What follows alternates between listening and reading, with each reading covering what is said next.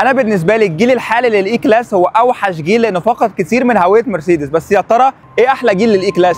هل هو الدبليو 212 الجيل اللي قعد ينزل من 2010 ل 2016 تقريبا؟ الجيل ده بالنسبه لي هو رمز للاي كلاس، عربيه رجال الاعمال الهاديه، الديزاين بتاعها جميل وخطوطها كده ناعمه. ده بالنسبه لي هو احلى جيل للاي كلاس. دركسيون مرسيدس ما كانش لسه بقى فيها عدادات ديجيتال ولا ستارت ستوب، كانت الدنيا بسيطه. وعندك ساعه مرسيدس اللي كلنا بنحبها، يمكن ما كانتش اكتر حاجه في التكنولوجيا بس بالتاكيد كانت شيك جدا. وفي ناس هتقول لك الجيل اللي بعده احسن اللي هو الدبليو 213، الجيل اللي العربيه فيه كبرت شويتين وبقت تيجي بالفتيس التسع سرعات، الجي ترونيك بدل ما كانت بتيجي بالسبعه، ده غير ان هي برده زادت حوالي 10 حصان. الجيل ده بقى حصل فيه تطور من جوه مش قليل، بقت تيجي بالسماعات البرمستر وشاشتين ديجيتال لازقين في بعض، وده بالنسبه لي بالمناسبه احسن انتريور لمرسيدس. وعندك الحته دي كلها من الخشب والساعه لسه موجوده. بعد كده يجي الدبليو 213 برده بس الفيس ليفت، ورغم انه فيس ليفت مش شكل جديد الا ان التغييرات كانت مش قليله خالص. الفانوس اللي قدام اتغير بس التغيير الاكبر جه في الفانوس اللي ورا اللي اتغير بالكامل وبقى شكله مختلف خالص. من جوه ما كانش فيه تغييرات تقريبا عن قبل الفيس ليفت، هو تقريبا نفس الانتريور بالظبط. بس فين الساعه؟ وددوها فين؟ الحاجه المشتركه بقى بين كل العربيات دي انهم موجودين في وان واي اوتو.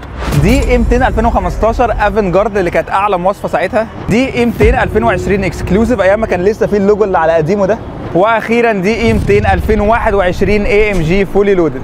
ومن غير ما اطول عليك قول تولي ابو التفاصيل، فالعربيات دي كلها فابريكا وموجوده في وان واي اوتو، المتخصص في العربيات اللكجري والاكزوتكس المستعمله في تشيل اوت جنب جوزيف تيتو.